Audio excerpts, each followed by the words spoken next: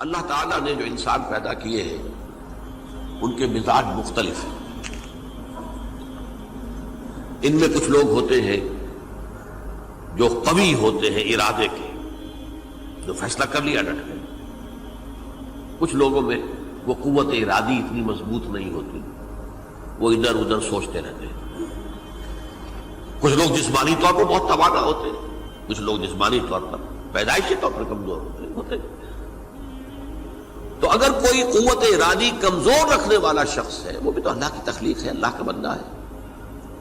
خطاؤں کا ظہور ہو جاتا ہے، توبہ کرتا ہے، پھر کچھ عرصے کے بعد پھر خطا کا ظہور ہو جاتا ہے، پھر توبہ کرتا ہے. تو ہم تو یہ سمجھیں گے کہ ایک حد کے بعد پھر اس کی توبہ قبول نہیں ہونی چاہیے. لیکن حدیث سنیے. وعن ابی ہریرہ رضی اللہ تعالی عنہ قال قال رسول اللہ صلی اللہ علیہ وسلم ان عبدا اذنب ذنبا، یقیناً ایک بندہ جو ہے وہ ایک گناہ کرتا ہے. فقال، پھر وہ کہتا ہے رب، اے میرے پروردگار، اذنبت فاغفر لی، مجھ سے گناہ ہو گیا ہے، مجھے معاف فرما دے. فقال ربہ، تو پروردگار یہ کہتا ہے اعلم عبدی ان لہ ربا یغفر الذنب ویأخذ بہ، میرا یہ بندہ یہ جانتا ہے کہ اس کا ایک رب ہے جو گناہ معاف بھی کر سکتا ہے اور سزا دے بھی سکتا ہے. کیا معنی ہوئے؟ گناہ اس نے کیا ہے لیکن جانتا ہے اللہ کو کہ وہ معاف بھی فرما سکتا ہے، تبھی تو وہ اللہ سے معافی کی درخواست کر رہا ہے. اس کے اس جاننے کی بنیاد پر، اس کے اس علم کی بنیاد پر، اس کے اس ایمان کی بنیاد پر فرمایا غفرت لعبدی، میں نے اپنے بندے کو معاف کر دیا. ثم مکث ما شاء اللہ، پھر وقت گزرا جتنا کہ اللہ نے چاہا. ثم اذنب ذنبا، پھر اس سے گناہ ہو گیا. فقال رب اذنبت ذنبا فاغفر، پھر کہتا ہے پروردگار مجھ سے گناہ ہو گیا، پھر مجھے معاف فرما دے. فقال ربہ، اللہ فرماتا ہے عالم عبدی ان لہ ربا یغفر الذنب ویأخذ بہ، میرا بندہ ہے نا جو جانتا ہے کہ اس کا ایک رب ہے، ایمان باللہ اس کے اندر ہے، تبھی تو پکار رہا ہے. اور یہ بھی جانتا ہے کہ وہ گناہ معاف بھی کر سکتا ہے اور چاہے تو پکڑ بھی سکتا ہے، سزا بھی دے سکتا ہے. تو فرمایا، اللہ تعالیٰ فرماتے ہیں میں نے فرمایا کہ میں نے معاف کر دیا. ثم مکث ما شاء اللہ، پھر ایک عرصہ گزرا اس کے بعد. ثم اذنب ذنبا، پھر اس نے گناہ کیا. قال رب اذنبت ذنبا آخر، اس نے کہا پروردگار میں نے تو پھر ایک اور گناہ کر دیا، فاغفر لی، مجھے بخش دے. فقال اعلم عبدی ان لہ ربا یغفر الذنب ویأخذ بہ، میرا بندہ جانتا ہے نا کہ اس کا ایک رب ہے جسے وہ پکار رہا ہے، کہ وہ جانتا ہے کہ اسے اختیار حاصل ہے کہ چاہے تو بخش دے اور چاہے تو پکڑ لے. اس کے اس علم، اس ایمان کی بنیاد پر میں نے اسے معاف کر دیا. ایک اور حدیث، میں نے چونکہ اس گفتگو کے لیے ان احادیث کا تفحص کیا ہے، یہ تو بہت ہیں حدیثیں، میں نے ان میں سے کچھ چنی ہیں. ہمارے بعض واعظ ناصح وہ بھی کسی شخص کو روکتے رہے، برائیوں سے روکتے رہے، نہیں رکتا تو کہیں غصے میں آ کے اللہ تجھے کبھی معاف نہیں کرے گا. یہ کتنا بڑا جرم ہے، اس کا اندازہ کیجئے اس حدیث سے. تم میرے بندے کو میری رحمت سے مایوس کر رہے ہیں، کتنا بڑا جرم ہے، اس کا اندازہ کیجئے. یہ مسلم شریف کی روایت ہے عن جندب، حضرت جندب رضی اللہ تعالی عنہ سے، ان رسول اللہ صلی اللہ علیہ وسلم حدث، کہ اللہ کے رسول صلی اللہ علیہ وسلم نے ایک واقعہ بیان کیا. ان رجلا قال، کہ ایک شخص نے یہ کہا واللہ لا یغفر اللہ لفلان، کہ خدا کی قسم اللہ تعالیٰ فلاں شخص کو کبھی معاف نہیں کرے گا. وَأَنَّ اللَّهَ تَعَالَى قَالَ، اس پر اللہ تعالیٰ نے یہ فرمایا منزل نزیت اللہ علیہ، یہ کون ہے جو میرے اوپر حکومت کرنے والا آ گیا، جو میری طرف سے حکم لگا رہا کہ میں کبھی معاف نہیں کروں گا؟ منزل نزی، کون ہے وہ شخص؟ الذی اللہ علیہ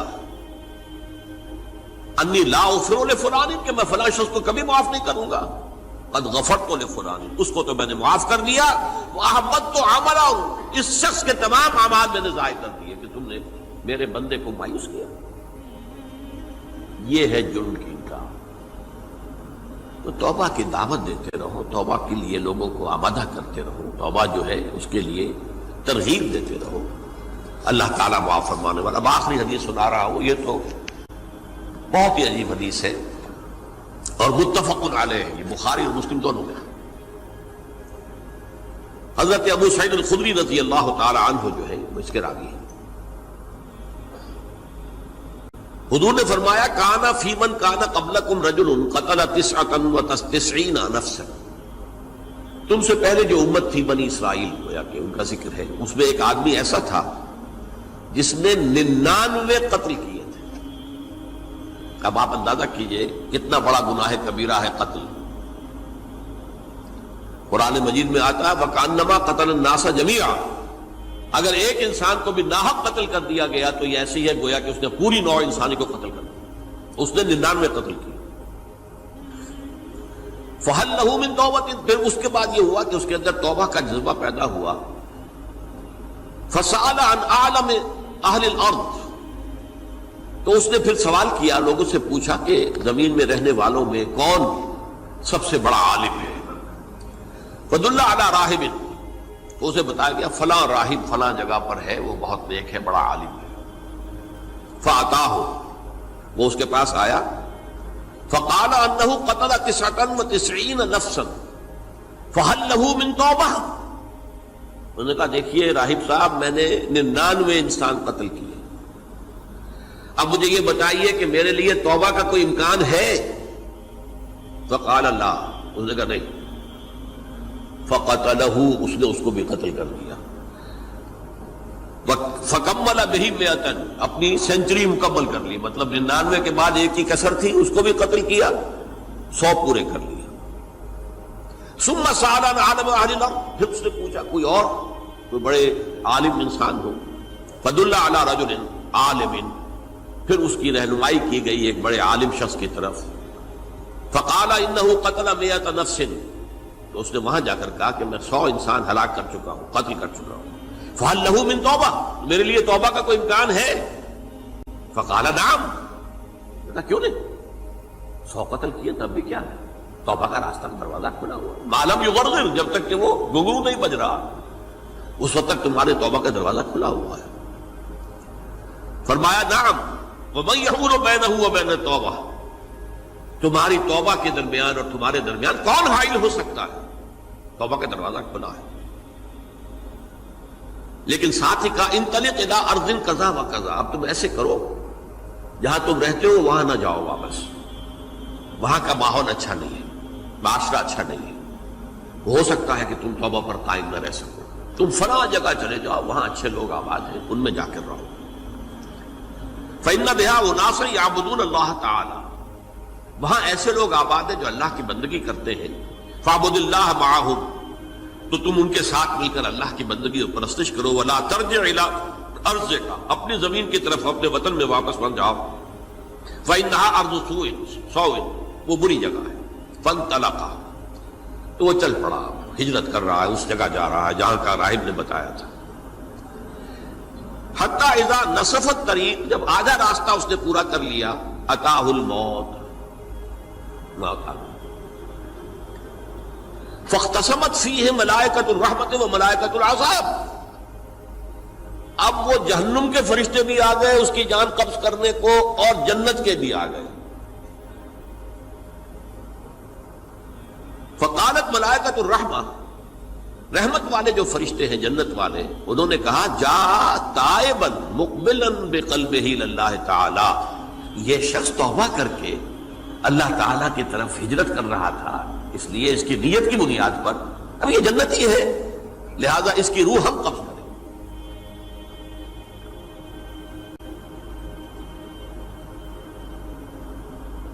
وقالت الملائکۃ العذاب، اور وہ جو عذاب والے فرشتے ہیں وہ کہیں گے انہ لم یعمل خیرا قط، تو نے توبہ کے بعد کوئی نیک عمل تو کیا ہی نہیں، تو کس بنیاد پر اس کو تم جنت میں لے جاؤ گے؟ اس کو تو دوزخ میں جانا چاہیے۔ فاتاہ ملک فی صورت آدمی، تو ان کے پاس اللہ نے ایک اور فرشتے کو بھیج دیا آدمی انسانی شکل کے اندر، فجعلوہ بینہم، تو ان فرشتوں نے کہا بھائی ہمارا فیصلہ کرا دو، اس کی روح ہم لینا چاہتے ہیں یا ہم لینا چاہتے ہیں، انہیں حکم بنا دیا۔ فقال قیسوا ما بین الارضین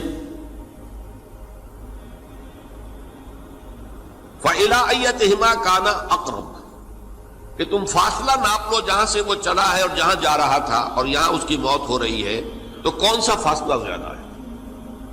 جب ناپا گیا، بلکہ ایک حدیث میں آتا ہے کہ اس پر اللہ نے زمین کو جو ہے حکم دے دیا، ایک طرف والی زمین تو سکڑ جا، دوسری والی جو ہے تو پھیل جا، تاکہ وہ جدھر جو جا رہا تھا وہ زیادہ قریب ہو جائے بنسبت اس کے کہ جہاں سے وہ چلا تھا۔